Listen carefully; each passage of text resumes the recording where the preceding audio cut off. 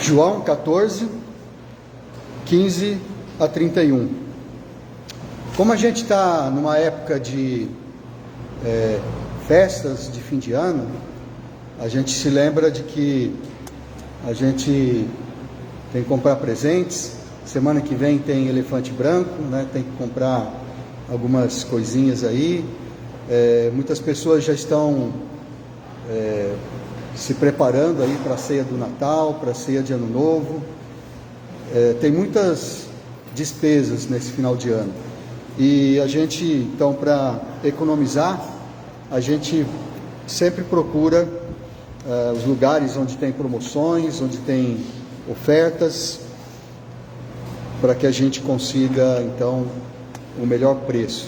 Então, lembrando disso, eu queria lembrar os irmãos que Jesus, Ele também nos deixou, nos deu uma oferta, nos fez uma oferta exclusiva, não de ceia de Natal, ou de presentes, ou de qualquer bem nesta vida, mas Ele prometeu dar privilégios para aqueles que o amam e que guardam os seus mandamentos. E é só para aqueles que amam e guardam os seus mandamentos, por isso que é exclusivo.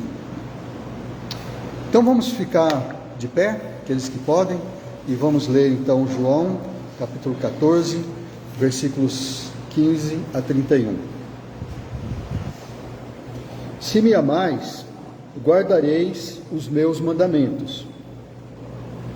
E eu rogarei ao Pai, e Ele vos dará outro Consolador, a fim de que esteja para sempre convosco.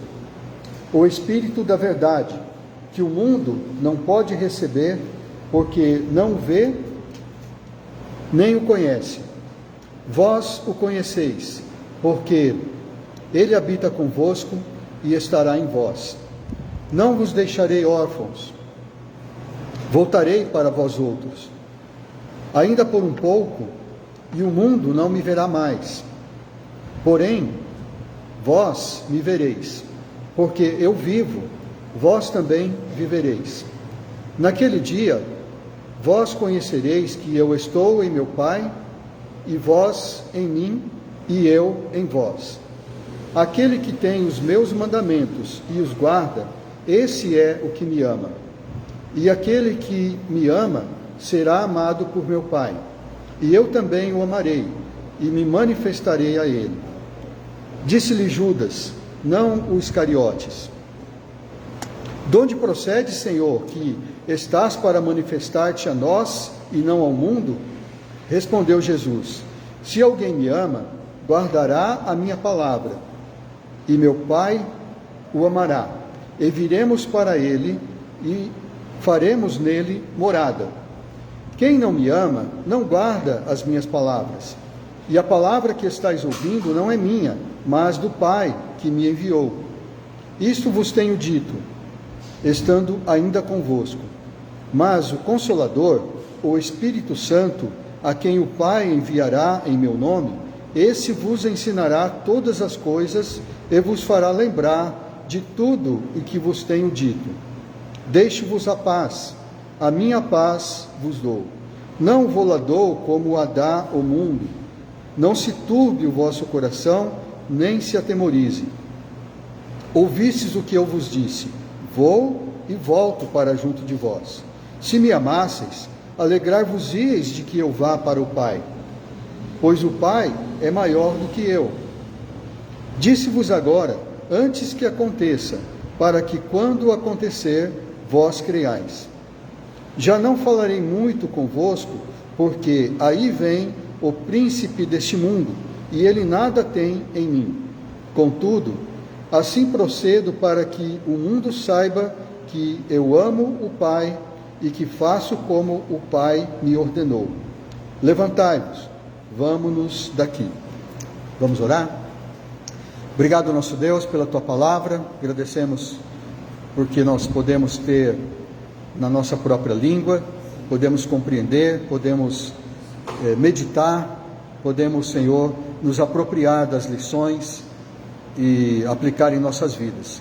Obrigado, Senhor, porque Tu não nos deixaste na escuridão, mas Tu nos deixaste com a luz da Tua palavra, para que nós pudéssemos andar neste mundo que é tão difícil, que é tão complicado, que é tão perigoso e tem tantas armadilhas. Obrigado, Senhor, porque o Senhor nos deu a Tua palavra. Que o Senhor abençoe, ó Deus, a meditação da Tua palavra hoje. Que Teu Espírito possa nos ensinar e assim nós possamos aplicar tudo que aprendemos e agradar o Senhor. Pedimos também por aqueles que não puderam estar aqui hoje, que Tu possas abençoar e trabalhar em suas vidas e protegê-los de todo o mal. Em nome do Senhor Jesus, amém. Obrigado, irmãos, podeis assentar. Jesus nos deu uma oferta exclusiva. É só para aqueles que o amam e que guardam os seus mandamentos. Esta oferta, ela proporciona alguns privilégios que só podem ter aqueles que o amam e que guardam o seu mandamento. O primeiro privilégio nós encontramos nos versículos 15 a 23, é intimidade com Deus. Somente aquele que ama Jesus e que guarda os seus mandamentos, ele tem esse privilégio de ter uma intimidade com Deus. A gente vê aqui nesses versículos que ele começa dizendo: se me amais, guardareis os meus mandamentos. E ele rogaria ao Pai, e esse enviaria outro consolador, um consolador substituto, porque ele mesmo era um consolador. Então ele ia partir, mas Deus ia enviar um outro consolador para ficar no lugar dele. E esse consolador, ele explica que é o Espírito Santo, é o Espírito da verdade, que o mundo não pode conhecer. Mas esse Consolador, ele disse, ele habita convosco e ele estará em vós.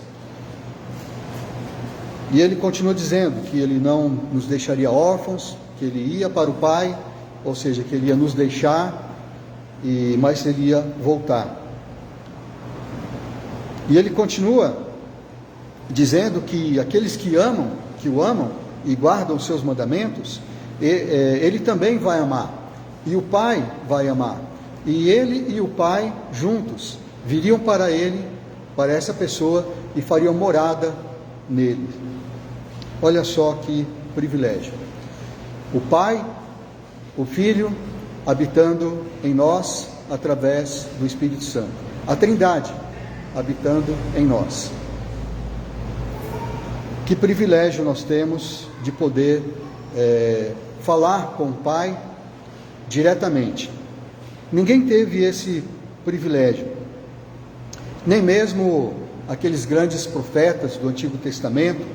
O maior deles foi Moisés. Moisés, a Bíblia diz que ele falava face a face com Deus. Diz que ele, lá em Êxodo 33:11, por exemplo, diz exatamente isso, que ele falava face a face, como se fosse um amigo. E lá em Deuteronômio 34:10, diz que nunca se levantou em Israel um profeta como Moisés, com quem o Senhor houvesse tratado face a face. Então, depois de Moisés se levantaram muitos profetas. Tem grandes profetas como o profeta Elias, profeta Jeremias, profeta Isaías. Tem o Jonas, que ele vacilou, mas depois ele se arrependeu e cumpriu o seu papel. Eliseu, ele ressuscitou pessoas, ele fazia muitos milagres, mas não teve ninguém maior do que Moisés. Ninguém falava com Deus face a face como Moisés falava. Mas ainda assim, Moisés, para falar com Deus, ele tinha que cumprir alguns requisitos, tinha algumas regras, algumas cerimônias para ele falar com Deus. Ele não falava com Deus como nós falamos, assim, de qualquer jeito, de certa forma, né? Porque nós estamos, por exemplo, andando, dirigindo, caminhando, trabalhando, passando roupa, lavando louça, varrendo a casa, fazendo lá o nosso trabalho, e nós podemos falar com Deus, com intimidade. A qualquer momento nós podemos entrar em nosso quarto, ou arranjar um cantinho qualquer e falar com Deus. Mas Moisés não era assim.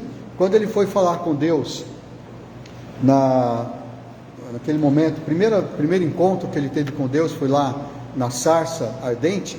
Vocês se lembram? Deus disse para ele: olha, tira as sandálias dos seus pés, porque o lugar que você está é um lugar santo. A gente não precisa tirar as sandálias dos pés, nem o tênis, nem o sapato, para falar com Deus. Ele ia até um lugar para falar com Deus. Ele ia até a tenda da congregação. E ali em Números, capítulo 12, a gente vê que ele ia até lá, as pessoas ficavam olhando, ele armava a tenda fora do arraial, num lugar distante. As pessoas ficavam vendo Moisés, diz que via ele de costas. Ele ia até lá, e quando ele chegava, descia aquela coluna de fogo, quando era de noite, e quando era de dia era uma coluna de nuvem, e eles ficavam vendo isso. Então ali Moisés falava com Deus. Então não era de qualquer jeito, não era em qualquer lugar. Então o nosso privilégio é maior, nós temos uma intimidade maior com Deus. Talvez seja por isso que Jesus, quando ele falou os profetas profetas e alguma outra coisa mais que ele fala lá, não lembro, mas a lei e os profetas vigoraram até João Batista. E dentre os nascidos de mulher, não tem ninguém maior do que João Batista. Mas o menor no reino de Deus é maior do que ele. Quando a gente lê isso, a gente pensa: puxa, ele está querendo dizer que eu, você, nós que fazemos parte do reino de Deus hoje, somos maiores do que João Batista? Se a gente for olhar por esse lado, dessa intimidade que nós temos com Deus, nós somos maiores, nós temos um privilégio muito maior, porque esse privilégio só veio depois que Jesus subiu para o céu, depois que ele fez a sua obra de redenção, que ele morreu na cruz por nós. Ele morreu, foi sepultado, ressuscitou no terceiro dia e subiu para o céu, e então ele enviou o Espírito Santo. Só aí então que se tornou possível nós falarmos com Deus dessa forma, sem cerimônias. É claro que nós não falamos, eu disse, de qualquer jeito, né? Mas é uma maneira de falar. Nós não vamos falar com Deus de qualquer jeito, mas nós temos uma intimidade muito maior do que o maior dos profetas do Antigo Testamento, que era Moisés. Aliás, maior até que João Batista, porque quando ele diz que João Batista era maior, era até maior do que Moisés.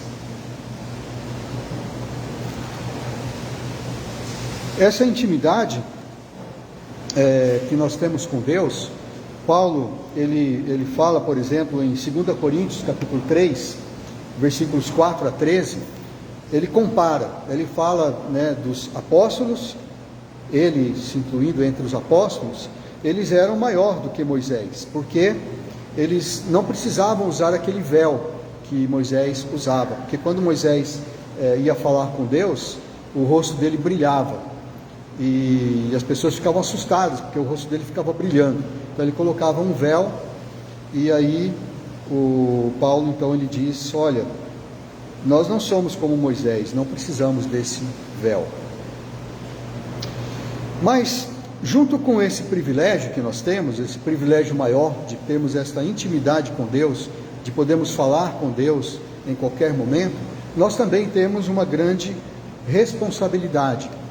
A Bíblia diz em 1 Coríntios, capítulo 3, versículo 16, que o nosso corpo é santuário do Espírito Santo, santuário de Deus. Porque Deus, o Espírito de Deus habita em nós. E se alguém destruir o santuário de Deus, ou seja, nosso próprio corpo, Deus o destruirá. E também em 1 Coríntios 6, 19 e 20, ele diz: acaso não sabeis que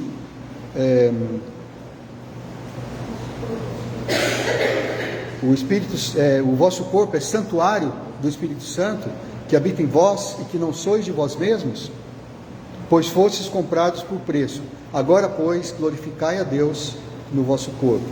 Então, o nosso corpo, ele é um templo, ele é um santuário, e nós temos que cuidar desse corpo. Quando Paulo fala isso aos Coríntios, ele está falando num contexto, tanto no capítulo 3 quanto no capítulo 6, ele está falando num contexto de imoralidade, de praticar a imoralidade. Ele está dizendo para eles: olha, vocês não podem achar que vocês são livres para praticar o que querem, porque vocês são salvos pela graça de Deus, mediante a fé, e já não tem mais condenação. Isso não significa que vocês podem fazer o que querem, porque se vocês destruírem o santuário de Deus, se vocês ficarem praticando imoralidade, ou qualquer outra coisa que prejudique esse corpo, que não é de vocês, porque vocês foram comprados por preço. Jesus pagou um alto preço, um grande preço, nós cantamos agora há pouco. Ele nos comprou, e nós não somos mais de nós mesmos. Então, junto com esse privilégio, dessa intimidade com Deus, nós temos também uma grande responsabilidade. O segundo privilégio, que é para aqueles que amam Jesus e guardam os seus mandamentos, que nós vemos aqui nesse texto, está nos versículos 24 a 26, é o aprendizado contínuo. Nós temos esse privilégio de aprender constantemente com o Espírito que habita em nós. O Espírito, Jesus diz aqui, quem não me ama, não guarda as minhas palavras, e esse não vai ter esse privilégio. Mas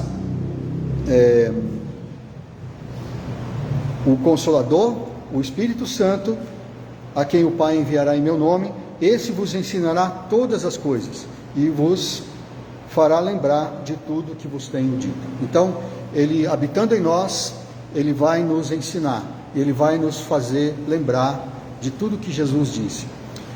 Jesus estava provavelmente falando também a respeito daquelas pessoas, daqueles que iriam escrever o Novo Testamento, porque o Novo Testamento ainda não tinha sido escrito. João provavelmente se lembrou disso, porque João, que escreve esse livro aqui, ele demorou para escrever esse livro, né? Ele convivia com Jesus mais ou menos entre os anos 30 e 40, e ele foi escrever esse livro de João já perto do ano 120, por aí, né? Porque João tinha cerca de 90 anos quando escreveu João, ou não, estou confundindo, nos anos 90 foi quando João escreveu esse livro. Ele já era bem idoso, né? Foi talvez, provavelmente, o último livro da Bíblia, o último livro a ser escrito. Ele foi escrito mesmo depois de Apocalipse, segundo alguns entendem aí. Então, João demorou para escrever, mas ele se lembrou de tudo. Por quê? Porque o Espírito Santo estava ensinando, estava fazendo ele se lembrar. Marcos, Mateus, Lucas. Lucas ele fez uma grande pesquisa, ele entrevistou pessoas, e essas pessoas se lembraram de tudo que Jesus disse, e por isso que ele escreveu o Evangelho de Lucas. Mas o Espírito continua nos ensinando, ele continua nos fazendo lembrar de tudo que está escrito, e ele está comigo e com você o tempo todo. Quando nós estudamos no seminário teológico, a gente aprendeu que se alguém se converte, o pastor Luiz Alegria diz que a moça lá, ele está discipulando a moça pelo WhatsApp, né? Ela precisa de discipulado, ela aceitou Jesus no coração, aceitou Jesus como Senhor e Salvador, mas aí ela precisa aprender, ela precisa de uma igreja. O pastor indicou para que ela fosse uma igreja, que ela fosse batizada, que ela estivesse em comunhão, aprendendo. Então nós sabemos que quando alguém se converte ao Senhor, ele precisa de um programa de discipulado. E esse programa de discipulado, muitas vezes, ele vem na forma de estudos bíblicos.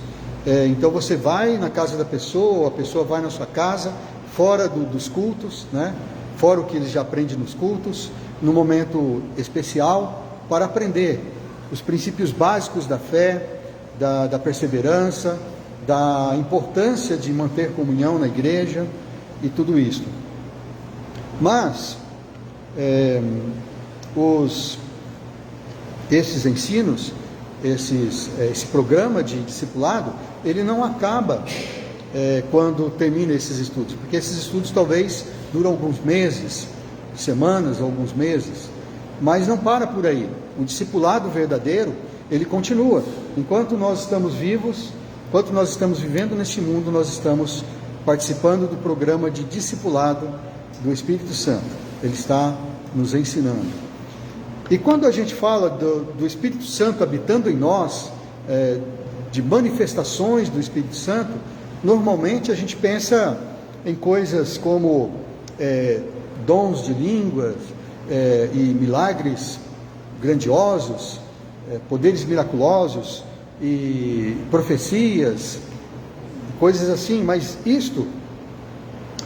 quando isso acontece, e acontece porque o Espírito Santo é poderoso para fazer tudo isso, e se ele quiser, ele pode me mandar falar em japonês, em chinês, em coreano, sem que eu tenha estudado isso.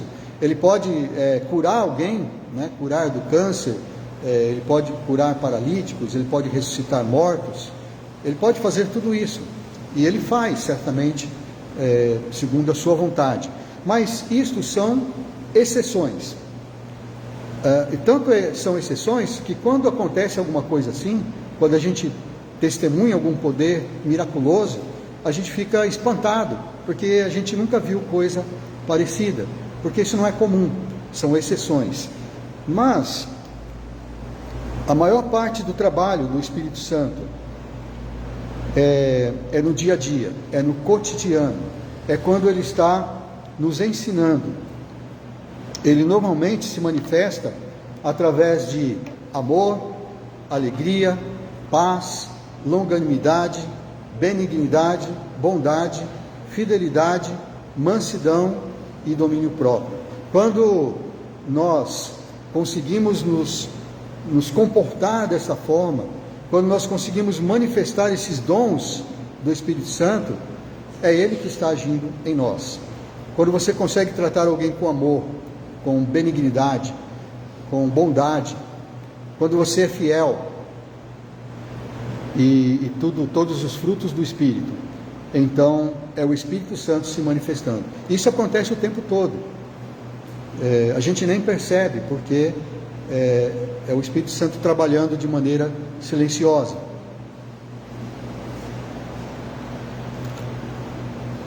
Esta palavra que é usada para ensinar, que foi traduzida para ensinar, vem de uma palavra grega que é didasco, e essa palavra tem uma outra palavra que nós usamos, que tem essa mesma raiz, que é a didática.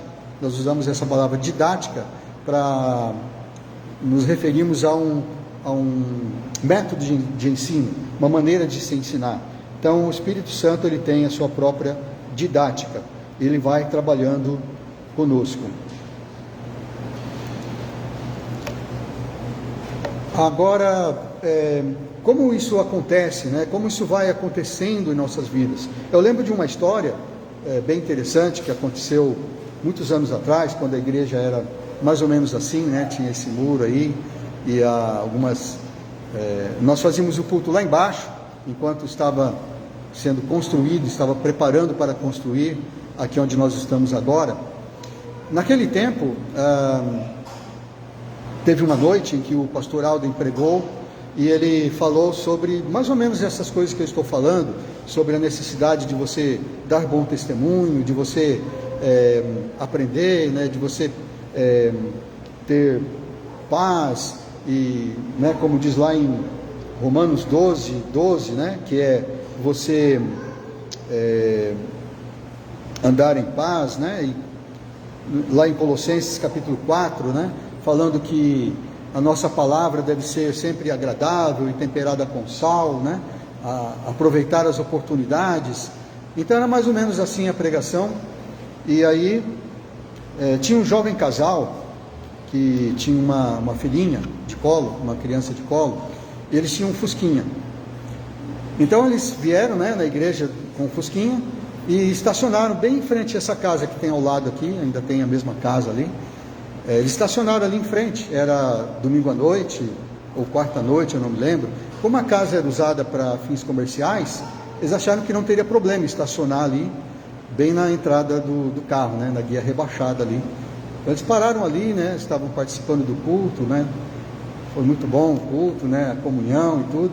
Mas quando eles saíram, né, quando estávamos indo embora, eles notaram que o pneu do carro estava murcho, né, tinha murchado, alguém tinha murchado o pneu do carro, né, e eles ficaram muito bravos, né, e como a gente costuma dizer, o tempo fechou, né, o tempo fechou, quase virou um barraco, né, que a gente fala, né, que começaram a brigar e falar, mas por que, né, como se faz uma coisa dessa, né, a gente com criança de colo, e se fosse uma emergência, a gente precisasse levar a criança no hospital, era só falar com a gente que a gente tirava, né, e tal, e começou ali uma discussão calorosa, né, com os donos da casa ali, e só não foi muito além disso, porque alguns se lembraram da pregação, né, alguns se lembraram de que justamente era isso que estava sendo dito na pregação, que esses momentos em que a gente balança, esses momentos em que nosso copo parece que vai transbordar, é justamente esses momentos que o Espírito Santo nos dá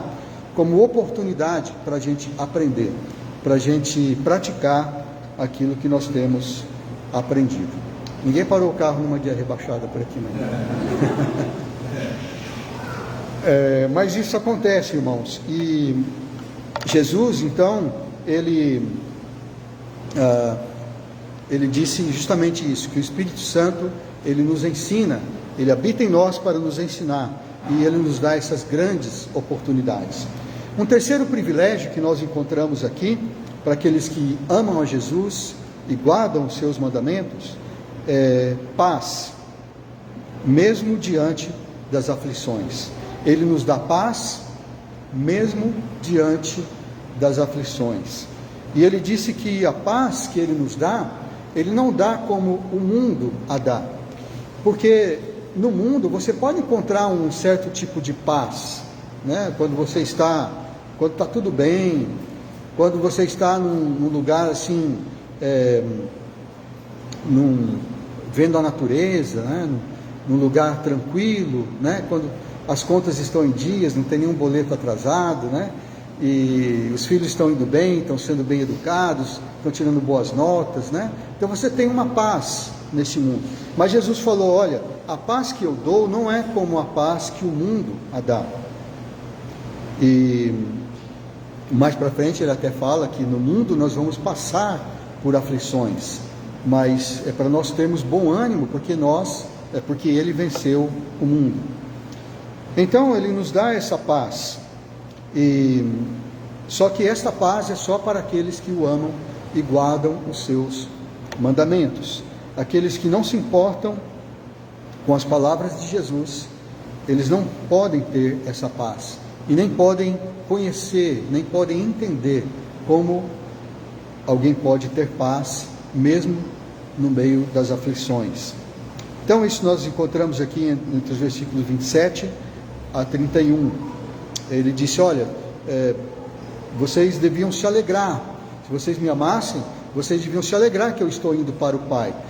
Jesus estava se antecipando, né? Vocês se lembram que esse diálogo com os discípulos foi na noite anterior à sua prisão, aliás, na mesma noite em que ele foi preso, e na noite anterior ao seu julgamento injusto e à sua crucificação. Então o que ia acontecer em poucas horas, né? O Pedro lá todo cheio de si, dizendo que ele ia seguir Jesus, até mesmo se ele precisasse morrer. E Jesus disse: olha, Pedro, antes que o galo cante, você vai me negar 3 vezes. Então é nesse contexto que Jesus está falando, que ele estava dando para eles a paz. Não se turbe o vosso coração, ele disse, não se atemorizem, porque o príncipe desse mundo está chegando, e ele não tem nada em mim. O príncipe desse mundo e todos aqueles que fazem parte desse mundo e que não ouvem as minhas palavras, que não me amam, eles não têm parte comigo, mas vocês têm, então vocês podem ter paz. E aí, dizendo isso, ele disse: levantai-vos, vamos-nos daqui. Eu não sei, eu acho que nesse momento eles estavam ainda no cenáculo, né, onde teve a ceia, a última ceia, e que ele lavou os pés dos discípulos, e nesse momento então eles saíram e foram para o jardim do Getsêmani. Mas Jesus nos dá essa paz, é uma oferta exclusiva, é só para aqueles que amam Jesus e guardam os seus mandamentos. Como é possível ter essa paz diante das aflições? Como, por exemplo, a gente vê tantas coisas acontecendo aqui no Brasil, lá no sul principalmente, aquelas inundações que passou um ciclone, inundou tudo, depois pessoas estavam se recuperando e veio outro ciclone, inundou tudo de novo, e tornados, e destruição. Tem muitas pessoas ali, né, que perderam tudo, e alguns perderam a vida, né, e os familiares dessas pessoas, como eles vivem. E se você estivesse lá, se você morasse lá num lugar desses, e se isso acontecesse aqui em São José do Rio Preto, lá no norte, né, lá em Maceió, desabando tudo lá, e também tem tornados e muitas outras coisas acontecendo, guerras, né, em outros países, tudo isso, no meio de tudo isso, nós podemos nos lembrar, né, nós podemos pensar, como diz lá em Filipenses 4:7, que, né, se nós, o 6 diz, né, se nós não andarmos ansiosos, mas se em tudo nós levarmos diante de Deus as nossas petições, Ele vai nos dar essa paz, a paz de Deus, que excede todo entendimento. As pessoas não conseguem entender, Ele vai dominar o nosso coração. Eu li num site de uma TV alemã, a DW, sobre uma senhora chamada Hanna Domanska. Ela tem 96 anos. Essa reportagem é recente, é desse ano. Acho que foi no mês passado essa entrevista. Então ela tem 96 anos de idade, essa senhora. Eles foram entrevistar essa senhora porque eles acharam interessante a vida dela. A vida dela é um grande exemplo, porque ela viveu numa época chamada Holodomor, lá na Ucrânia. Holodomor foi um evento que aconteceu ali, em que muitas pessoas morreram de fome. Alguns dizem que entre 6 e 7 milhões de pessoas morreram de fome naquela época. Então nessa época ela tinha 5, 6 anos de idade, e então ela passou por isso, ela sobreviveu a isso. O pai dela morreu, o pai dela foi levado para um campo de concentração, morreu ali, a mãe dela morreu de doença, de fome, o irmão dela mais novo, né, com 2 anos de idade, morreu de fome. Ela foi a única da família que sobreviveu, daquele núcleo familiar, e ela foi criada por uma tia, e ela conseguiu sobreviver a isso.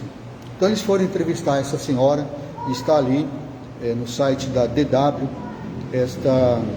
essa entrevista.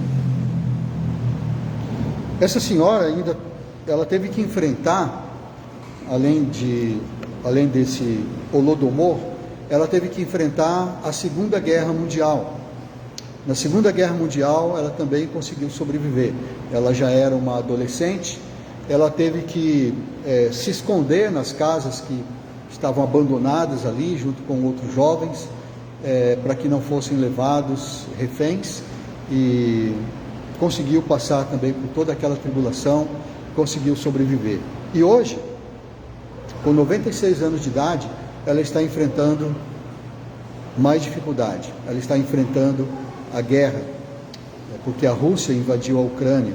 Ela vive num vilarejo pequenininho, desde que ela nasceu até hoje ela vive no mesmo vilarejo.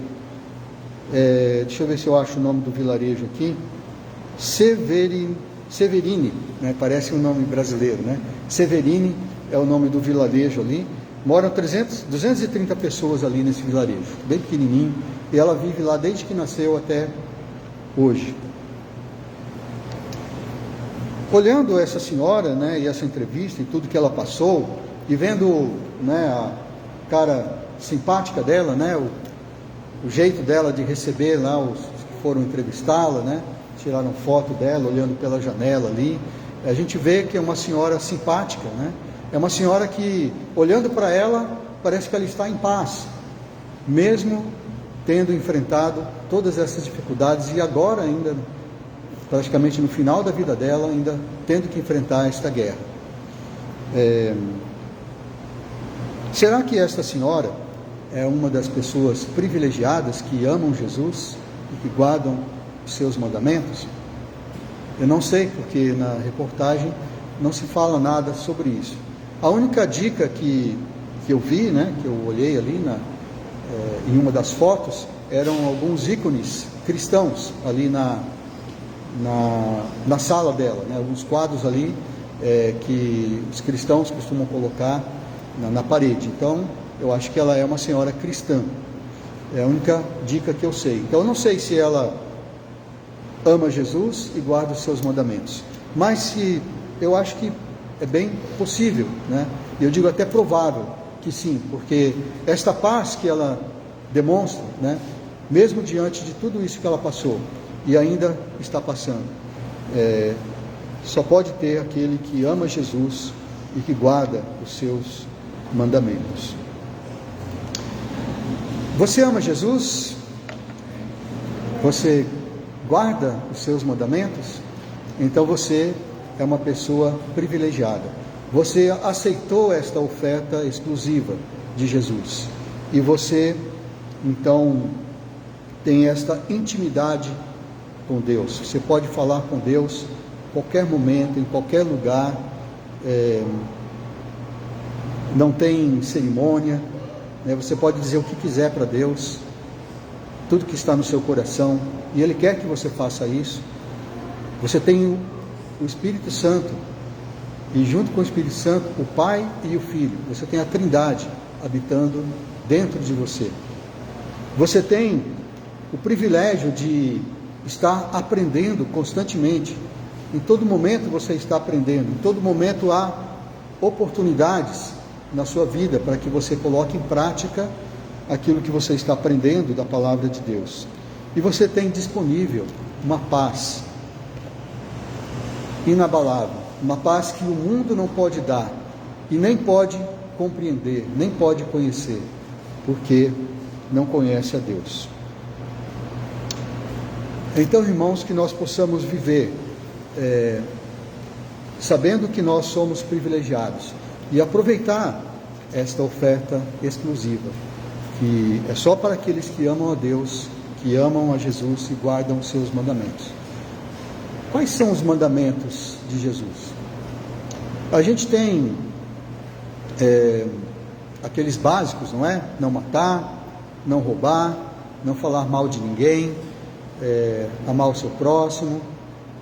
Mas tem os mandamentos que são mais profundos, que são mais pessoais e que só você e Deus sabem. O que é que Deus está mandando você fazer? O que é que Jesus está mandando você saber? Você só vai descobrir isso se você conversar com Deus. Se você aproveitar esse privilégio de que você tem essa intimidade com Deus e falar com Deus em oração. Separar um tempo para falar com Deus, para deixar de falar no seu coração.